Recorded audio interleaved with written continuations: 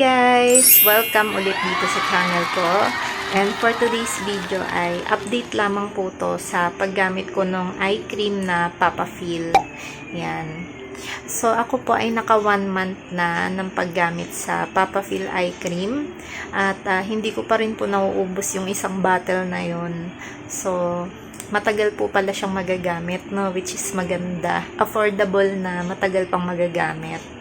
So, yan kung mapapansin nyo, medyo nag-lighten yung under eyes ko, no? So, may pagka-effective naman siya. Kaya lang, yung eye bags ko, hindi talaga siya nabawasan. Kasi, hindi ko talaga may iwasan na magpuyat. Actually, today, kagagaling ko lang ng night shift work and patulog na ho ako. Kaya, ayan yung ayos ko. Pasensya na. At itong vlog na to ay basta-basta lang. Ayan. Meron kasing nanghihingi ng update kung ano na daw ang nangyari sa paggamit ko ng Papafil eye cream. So, yun. Effective naman siya, guys, kasi nag-lighten yung under eye ko. Talagang panda eye siya dati.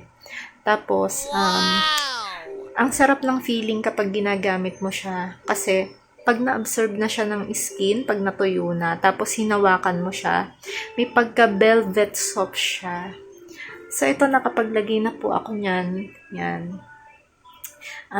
Anyway guys, kung gagamit po tayo ng skincare katulad niyan, sabayan din po natin ng pahinga. Kasi ako, kulang talaga ako sa pahinga. So, siguro kung makakapagpahinga ako ng mahaba-haba, maipapahinga ko ng mahaba-haba yung mata ko, diba?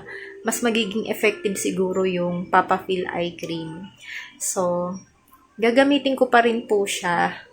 Siguro magkakaroon pa ng malaking improvement kung ipagpapatuloy ko pa po yung paggamit ng Papafil eye cream.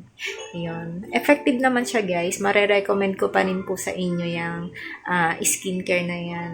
So, hopefully, makabili din po ako nung iba pang skincare ng Papafil, yung moisturizer, retinol serum para sa face, no? Hindi lang para sa under eyes.